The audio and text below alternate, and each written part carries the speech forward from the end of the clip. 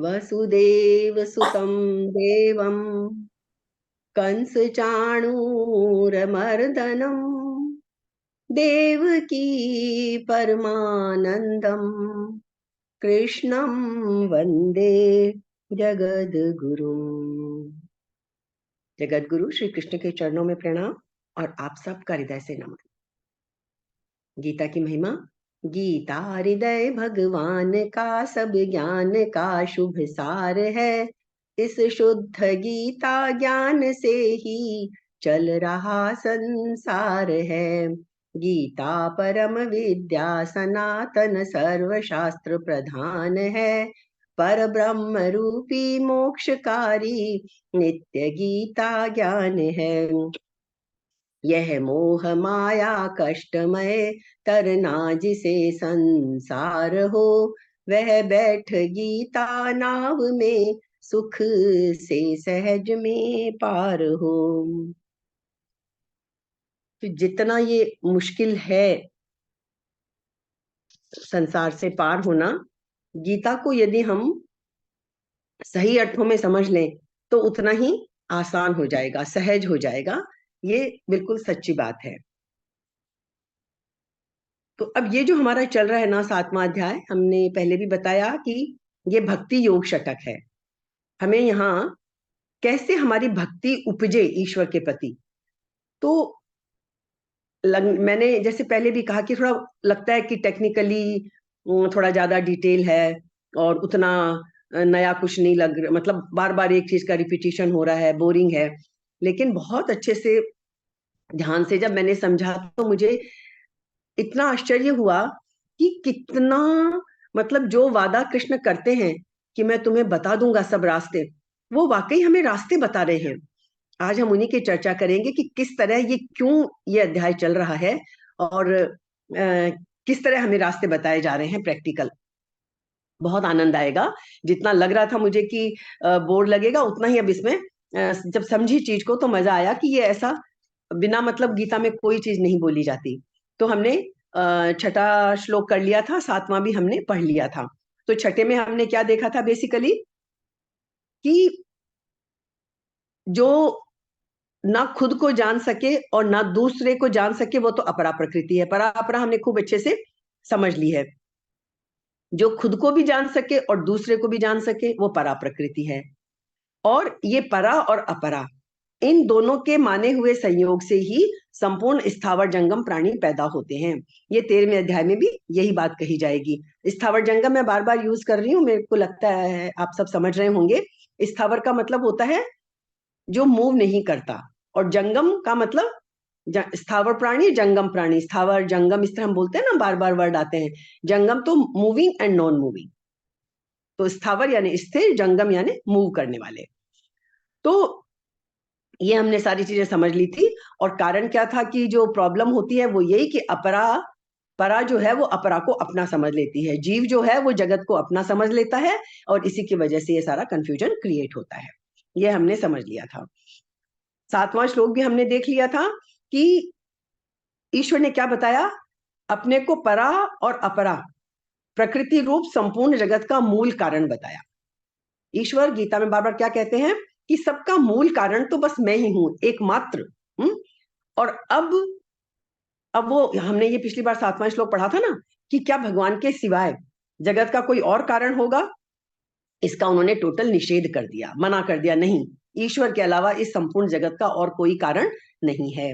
तो क्या पढ़ा था हमने, मत्तः परतरम नान्यत् किंचिद अस्ति धनंजय मयि सर्वम इदम प्रोतम सूत्रे मणिगणा इव। बहुत अच्छा एग्जाम्पल दिया था कि हे धनंजय, मेरे सिवाय इस जगत का दूसरा कोई किंचित मात्र भी कारण नहीं है। किंचित मात्र भी, ना कारण है ना कार्य है। और एग्जाम्पल हमने देखा था मणिगणा, जैसे सूत की मणियां होती हैं, सूत की गांठें लगा लगा के मणि बना दी जाती है, मालाएं, और फिर सूत में ही होती हैं वो सब कुछ। तो जैसे सूत की मणियां सूत के धागे में पिरोई हुई होती हैं, ऐसे ही ये संपूर्ण जगत मेरे से ही ओतप्रोत है। ये भी हमने समझ लिया था। अब इसको थोड़ा सा हल्का सा समझ के उसके बाद हम 8, 9, 10, 11 और 12, ये 5 श्लोक, इनमें कृष्ण हमें ये बताएंगे कि संसार की कोई चीज नहीं छोड़ेंगे मूल रूप से, और हर में ये बताया जाएगा कि इसमें ईश्वर है, इसमें ईश्वर है, ये भी मैं ही हूं, ये भी मैं ही हूं, ये भी मैं ही हूं। और क्यों बताया जाएगा इसका कारण भी हम समझेंगे। पहले ये 7वां श्लोक हम एक बार हल्का सा समझ के, और आगे 8, 9, 10, 11, 12 जो एक बार पढ़ेंगे, क्योंकि सब में एक ही बात का विस्तार है। तो इसमें जैसे हमने बताया, मत्तः परतरम नान्यत किंचित अस्ति धनंजय, इसका पहला सेंटेंस है कि हे अर्जुन, मेरे सिवाय दूसरा कोई कारण नहीं है, मैं ही सब संसार का महाकारण हूं। ये जो छोटे छोटे कारण हम देखते हैं ना कि इससे ये बना, इसका ये कारण, इसका ये कारण, ये तो व्यवहार के कारण है। महाकारण यानी इसका जो संसार का महाकारण है वो ईश्वर कहते हैं मैं ही हूं। कैसे? जैसे वायु, एक एग्जाम्पल लीजिए। वायु, वायु आकाश से ही उत्पन्न होती है, आकाश में ही रहती है और आकाश में ही लीन हो जाती है। वायु का स्थान क्या है? आकाश। तो आकाश के सिवाय वायु की कोई पृथक स्वतंत्र सत्ता नहीं है कि वायु को हमने किसी चीज में बंद कर लिया, बता दिया ये वायु यहां रहती है। आकाश, ये संपूर्ण शून्य आकाश जो है, यही वायु का स्थान है। ऐसे ही ये संसार भगवान से उत्पन्न होता है, भगवान में ही स्थित रहता है और भगवान में ही लीन हो जाता है। अर्थात भगवान के सिवाय संसार की कोई पृथक स्वतंत्र सत्ता है ही नहीं। अब यहां क्या कहा? मत्तः परतरम, परतरम कहकर यही बात बताई गई है कि मूल कारण ईश्वर ही है इस सब का। मूल कारण के आगे और कोई कारण नहीं है। मतलब कि उस मूल कारण का उत्पन्न करने वाला और कोई नहीं है, क्योंकि हम जानते हैं ईश्वर को तो उत्पन्न करने वाला कोई है ही नहीं, भगवान ही सबके मूल कारण है। मतलब ये संसार जो है, देश काल, व्यक्ति, वस्तु, घटना, परिस्थिति, ये जितने हम जिनसे परिचित हैं चीजों से, ये सब तो क्या है? परिवर्तनशील है ना। लेकिन जिसके होने से इन सब का होना है, अर्थात जिसकी सत्ता से, जिस ईश्वर की सत्ता से ये सब हमें दिखती हैं चीजें, वो परमात्मा इन सब में परिपूर्ण है, सब में परमात्मा ही है। यही हमें ये 7वें श्लोक से, ये पूरे जो 6 अध्याय हैं बीच के योग षटक, इसमें पूरा यही बताया जाएगा। तो इसी अध्याय में हमने दूसरे श्लोक में क्या देखा था कि कृष्ण ने कहा था कि मैं विज्ञान सहित ज्ञान तुम्हें बताऊंगा अर्जुन, जिसको जानने के बाद कुछ भी जानना शेष नहीं रहता है। ये उन्होंने पहले ही घोषणा कर दी थी। वासुदेव है सर्वम, सब कुछ वासुदेव ही है, ये सब भी हमने देख लिया था।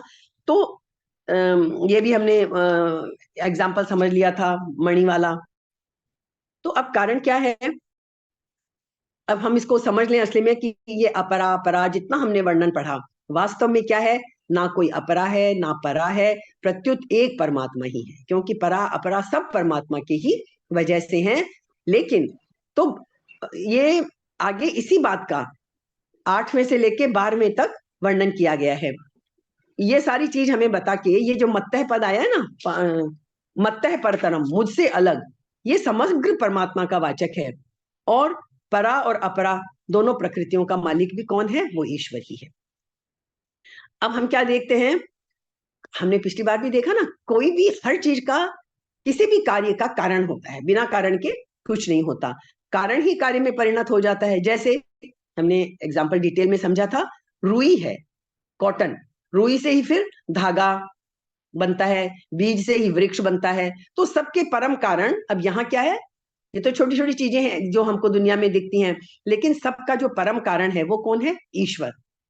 तो सब रूपों में भगवान ही है, वासुदेव है सर्वम, इसलिए भगवान के सिवाय दूसरी सत्ता को देखना हमारी भूल है। अब आगे के श्लोक हमें जो आ रहे हैं वो इसीलिए आ रहे हैं कि हम कैसे देखें इस ईश्वर की सत्ता को सब जगह। ज्ञान तो कह तो दिया कि जो कुछ कार्य दिखता है उसके मूल में परमात्मा ही है। ये ज्ञान कराने के लिए अब भगवान 8वें से 12वें श्लोक तक का प्रकरण आरंभ करते हैं। एक बार मैं ये श्लोक पढ़ रही हूं, फिर इसकी गहराई में हम थोड़ा जाएंगे कि आखिर क्या कारण है, ईश्वर ये सब कुछ क्यों बता रहे हैं हमें कि मैं अपसु मतलब जल में रस हूं, सूर्य और चंद्रमा का प्रकाश मैं ही हूं, ये सारी दुनिया की चीजें बता के, और वो हमें बता देंगे कि सब कुछ मैं ही हूं। ईश्वर तो हमें कह देगा, और हमें बार बार समझाया भी जाता है, मैं ही हूं, मैं ही हूं, मैं ही हूं। क्या हमें समझ में आता है? कभी अनुभव में आता है?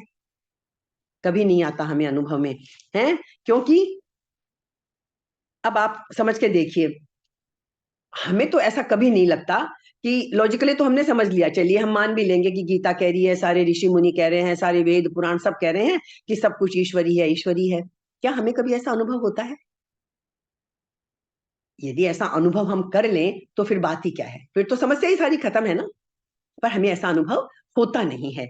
जानना और अनुभव में आना बहुत फर्क है। तो हमें ऐसा लगता तो है नहीं, लॉजिकली स्पष्ट है, हमने समझ लिया। पर क्या हमें महसूस होता है कि हाँ, इसमें भी भगवान, इसमें भी भगवान, इसमें भी भगवान, इसमें भी भगवान? ऐसा महसूस तो हम कर ही नहीं पाते हैं। तो फिर फायदा क्या होगा? हमें तो कोई फायदा उसका होगा नहीं। तो कारण क्या है इसका? हमारे इमोशंस बिल्कुल अलग हैं। इसका कारण एक ही है कि हम संसार के सुख दुख के स्रोत, मतलब हम संसार को ही अपने सुख और दुख का स्रोत मानते हैं।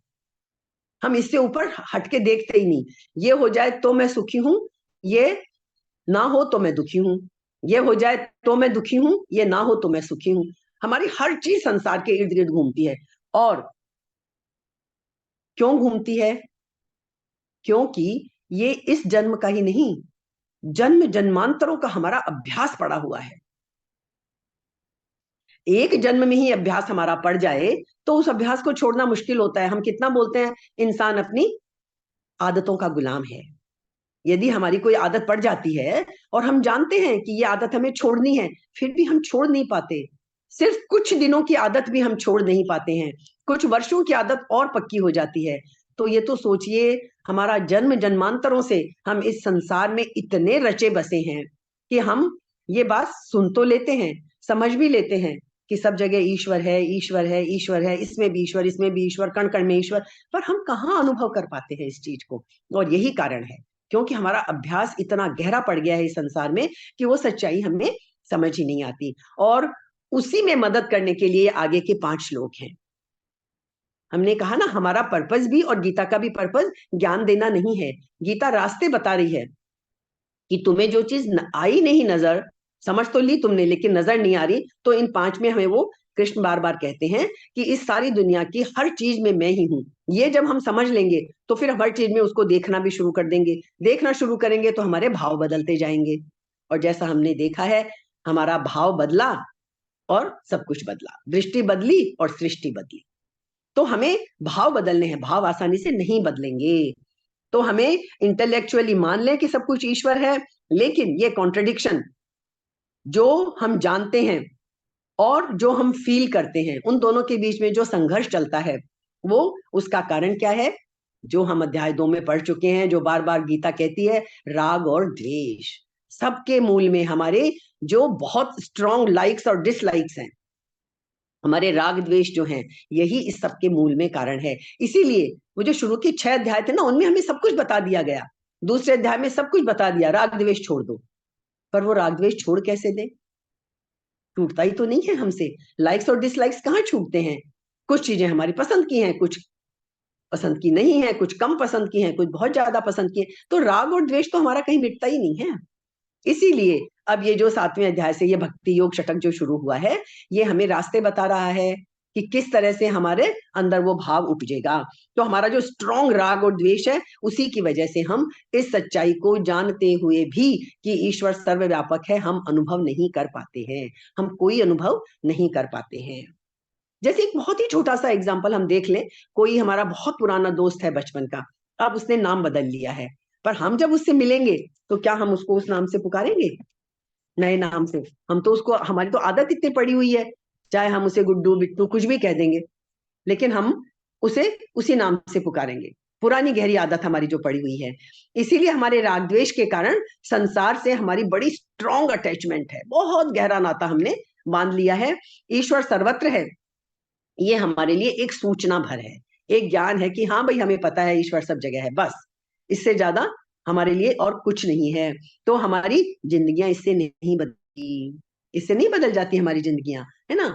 तो ये भक्ति योग का षटक है। जानते हुए भी कि ईश्वर सर्वव्यापक है, हमें अनुभव में नहीं आता है। कारण हमने देख लिया, जन्म जन्मांतरों की लिप्तता है ना। अब इसको हम एक चीज से और एग्जाम्पल से समझें। जैसे सोना है, सोना हमारे हर आभूषण में है, हमारे गले में पहने हुए हार में भी है, हमारे कंगन में भी है, हमारी अंगूठी में भी है, जो भी आभूषण हम पहनते हैं सब में सोना है हमारा। लेकिन हम सोना तो नहीं कहते, हर जगह हम सोने को तो अनुभव नहीं करते। हम क्या अनुभव करते हैं? ये मेरी चूड़ी है, ये मेरा गले का है, ये मेरे कान के हैं। हम उस गहनों में ही रहते हैं। जब गहराई में जाते हैं तब हमें लगता है कि ना कोई चूड़ी ना कोई कंगन, सबके बीच में जो एक तत्व है वो तो स्वर्ण ही है। तो इसीलिए अब हमें कृष्ण ये अपनी विभूतियां बताकर, अपनी सर्वव्यापकता बताकर, और हमें ये बता रहे हैं कि तुम इस तरह, जैसे तुम ये देखना सीख सकते हो कि सब आभूषणों में स्वर्ण ही है, उसी तरह तुम दुनिया में हर जगह ये देखना सीख जाओ कि सब जगह ईश्वर की है, तो तुम्हारी बड़ी मदद हो जाएगी। तो अब मैं 8वें श्लोक से एक बार पढ़ के सिंपल अर्थ बताती हूँ, फिर थोड़ा सा इसको डिटेल में समझ लेंगे। 5 मिनट में एक ही बात बताई है। तो अब क्या कहते हैं 8वें अध्याय से? ये प्रकरण आरंभ करते हैं ज्ञान कराने के लिए। जो कुछ दिख रहा है हमें संसार में, उसके मूल में परमात्मा है। यह ज्ञान हमें कराने के लिए 8, 9, 10, 11, 12 ये 5 श्लोक कृष्ण ने हमें बताए हैं, अर्जुन को बताने के माध्यम से। क्या है? रसोहम अप्सु कौन्तेय प्रभास्मि शशि सूर्ययोः प्रणवः सर्ववेदेषु शब्दः खे पौरुषम नृषु। क्या बता रहे? सब चीजें ध्यान से समझिएगा, किस किस में क्या क्या बोल रहे हैं। कौन्ते, कौन्ते का मतलब कुंती पुत्र। हे कुंती नंदन अर्जुन, रसो हम अपसु, संधि विच्छेद करिए, रस है अहम अपसु, 3 शब्द हैं इस एक शब्द में।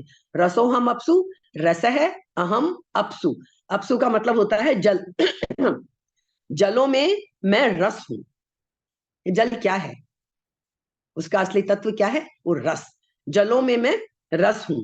आगे, प्रभास्मि शशि सूर्ययोः। शशि सूर्ययोः मतलब चंद्रमा और सूर्य में मैं क्या हूं? प्रभा।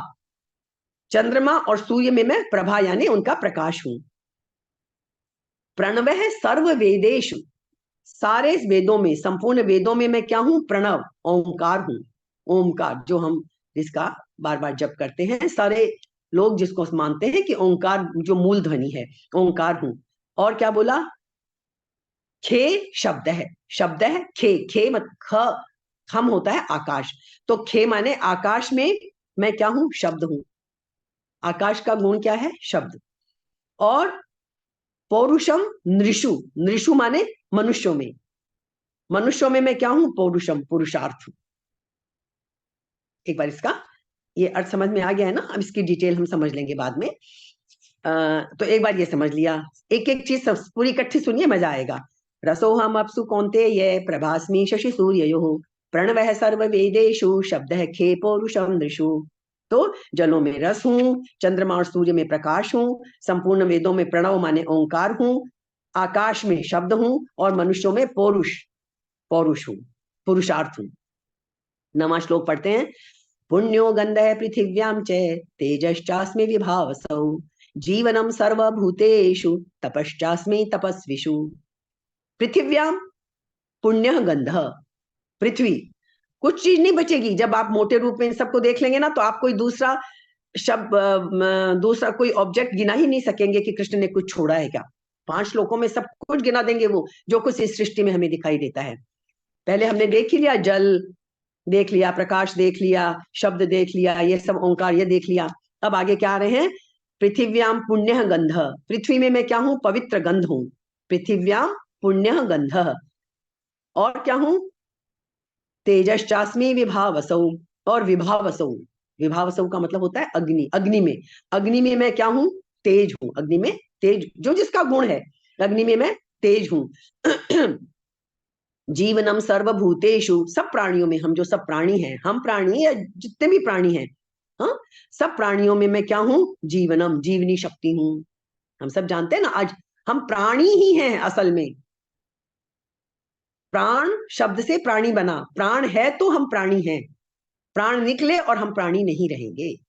तो ये प्राण, हमारा मूल तत्व क्या है? प्राण। ये सांसें हमारी चल रही हैं तो हम हैं, तो हमारा मूल तत्व क्या है? प्राण। ये जो हम कहते हैं मैं फला हूं, मैं ये बिजनेसमैन हूं, मैं स्त्री हूं, मैं पुरुष हूं, या जो भी हम जितनी अपने आप को कहते हैं, वो कुछ नहीं है। हम प्राणी हैं, और ये हमारा तत्व क्या है? मूल, हमारी जीवनी शक्ति, हमारा प्राण। तो क्या कहते हैं कृष्ण, सर्वभूतेषु जीवनम, संपूर्ण प्राणियों में मैं जीवनी शक्ति हूं, जीवन हूं उनका।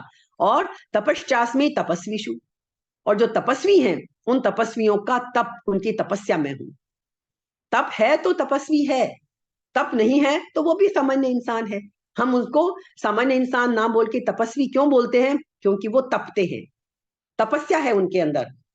डिटेल समझ लेंगे हम सबकी, तपस्या है।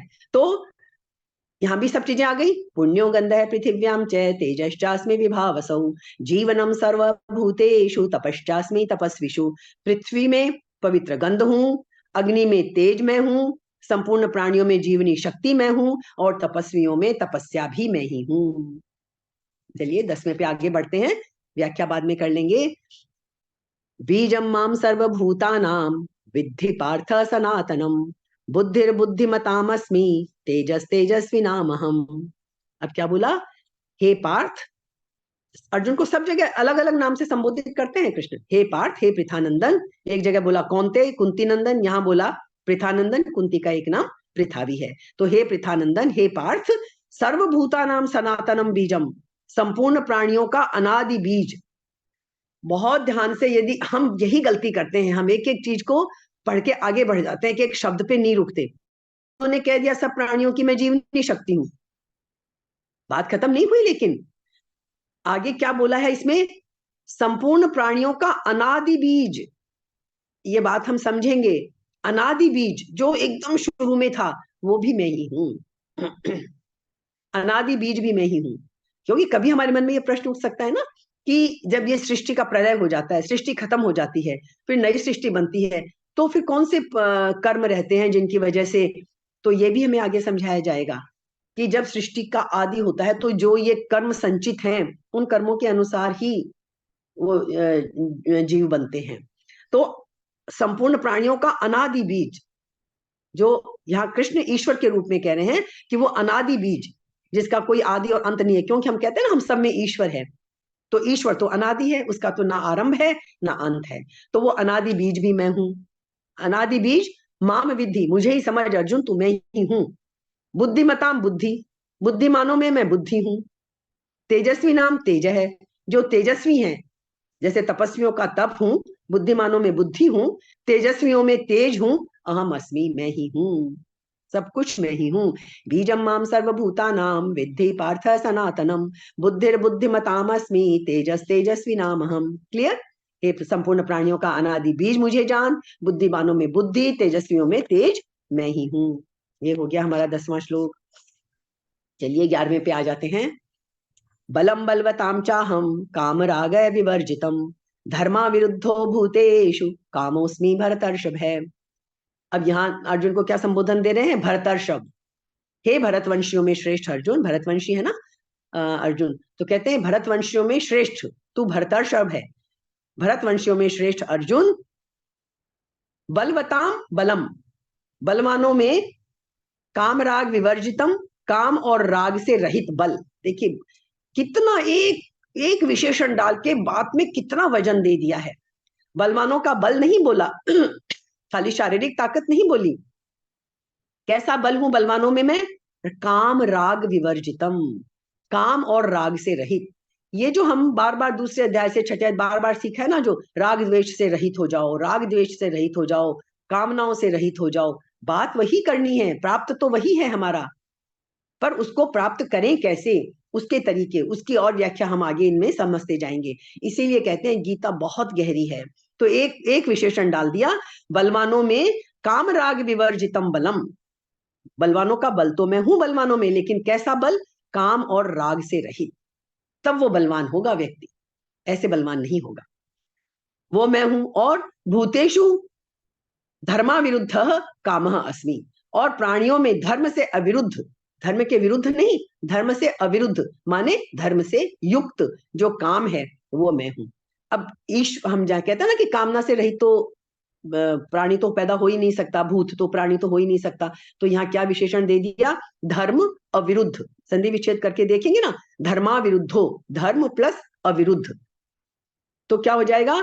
धर्म से अविरुद्ध, धर्म से अविरुद्ध का मतलब धर्म से युक्त जो काम है वो मैं ही हूं। जो भूतों में काम धर्म से अविरुद्ध जो काम है वो मैं ही हूं।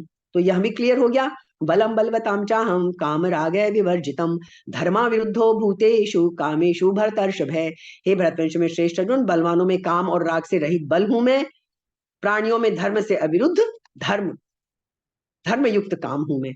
ये 11वां हो गया। एक बार 12वां और समझ लेते हैं, जितना हमारे पास समय है, फिर उसकी व्याख्या उतनी समझ लेंगे। ये चैव सात्विका भावा राजसास्तामसाश्च ये मत्त एवेति तान विद्धि न त्वहम तेषु ते मयि। बहुत गहरी बात आ गई है। सब कुछ मैं हूं, लेकिन मैं उनमें नहीं हूं और वो मुझ में नहीं है।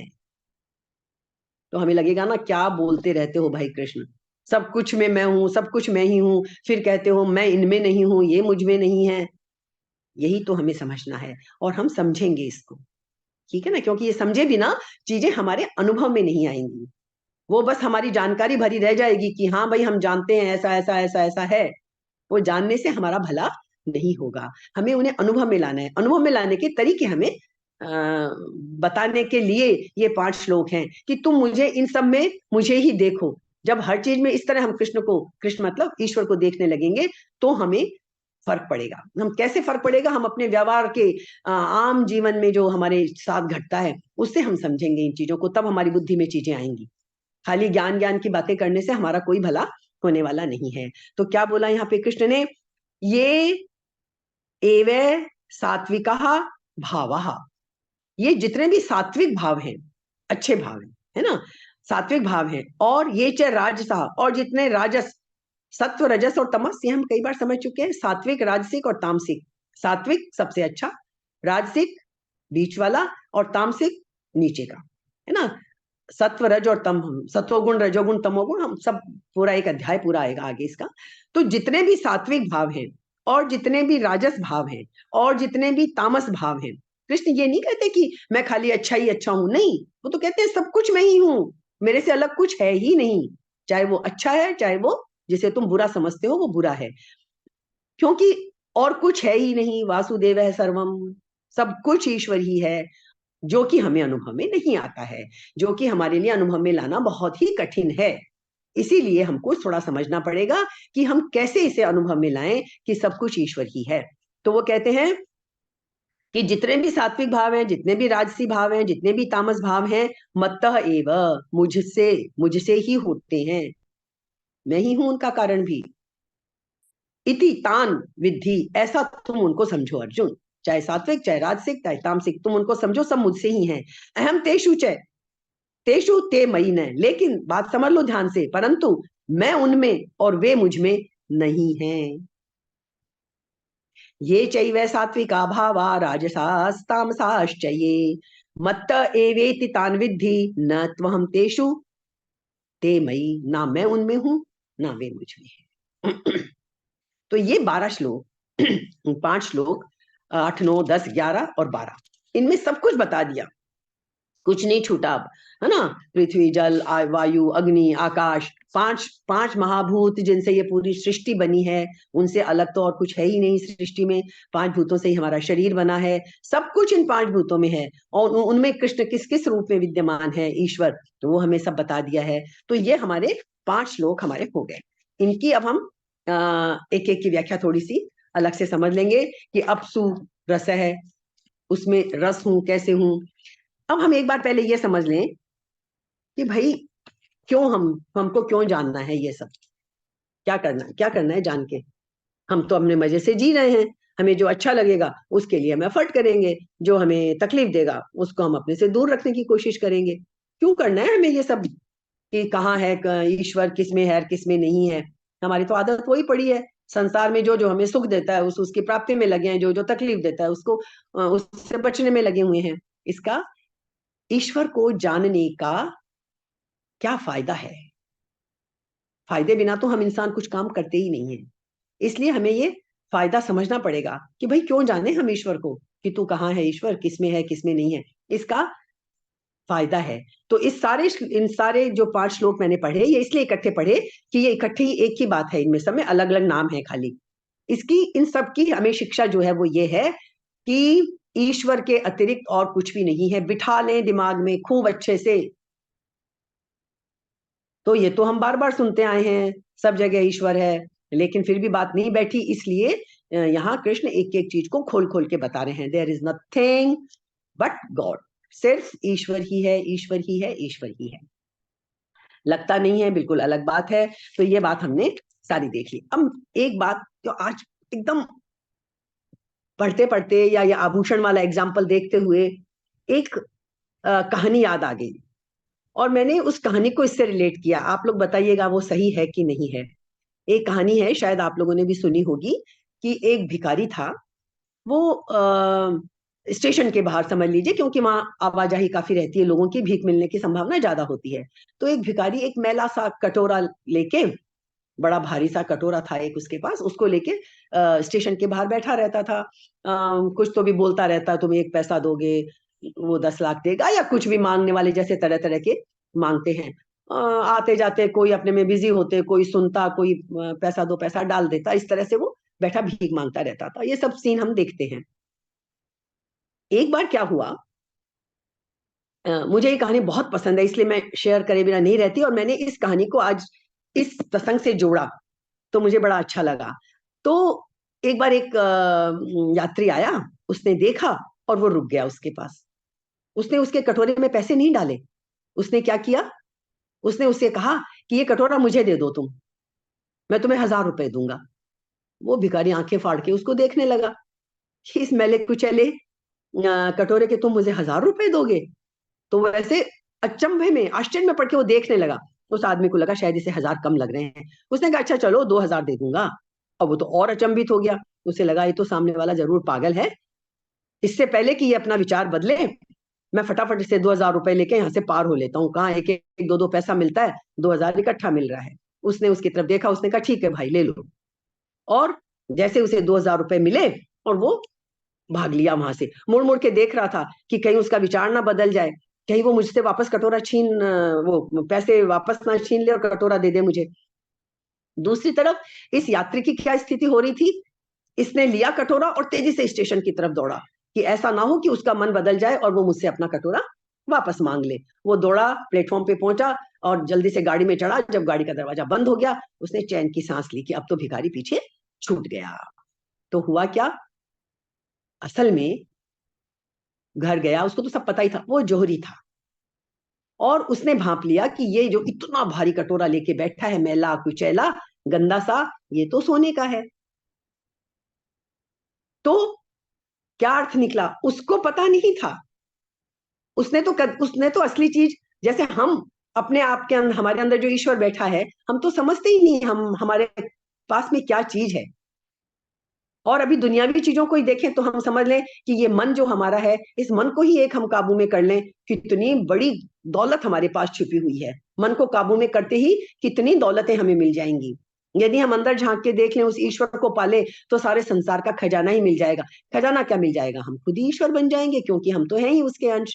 तो हमें पता ही नहीं है कितनी कीमती चीज हमारे पास है। पर यहाँ हम इससे ये उपमा ले सकते हैं कि उसको पता नहीं था, इसलिए वो भिखारी बना बैठा था। और हम भी तो संसार की चीजों के भिखारी बने बैठे हैं। ये मिल जाए तो मैं सुखी हो जाऊं, ये मिल जाए तो मैं सुखी हो जाऊं, और लगे पड़े हैं। ऐसे ही करते करते एक दिन देखते हैं 60 के हो गए, 70 के हो गए। अब तो जीवन का अंतिम समय नजदीक आ गया। जिन चीजों में सुख मान रहे थे, वो भी अब नहीं, शरीर भी साथ नहीं दे रहा। ये हम सबके आए दिन के अनुभव हैं, हम सब देखते हैं। और उधर वो जौहरी था, यदि जो जौहरी है वो परख लेगा कि क्या है असली चीज, तो वो कटोरा लेके चला गया। तो इस तरह से हमारा जब नजरिया बदल जाएगा, नजर बदली, नजारे बदले, जो हमने अभी कहा, दृष्टि बदली और सृष्टि बदली। तो अब हम समझ सकते हैं कि अब ये अध्याय आपको बोरिंग नहीं लगेगा। ये बोरियत मिटाने के लिए मैंने आपको ये सब आज एक साथ पढ़ दिए, समझा दिए कि ये क्या है, इसमें मैं हूं, इसमें मैं हूं, ये क्यों। क्योंकि इससे होगा क्या कि ये गीता की विलक्षणता है ना। कितना देखो गहराई में, कि उनको पता था कि ना ये अर्जुन और ना हम लोग जाएंगे ही नहीं इस तरफ हम, क्योंकि हमें अनुभव में ही नहीं आती, हमारी इंद्रियों से हमें ये चीज समझ में ही नहीं आती है। लेकिन जब हम ये समझने लगेंगे कि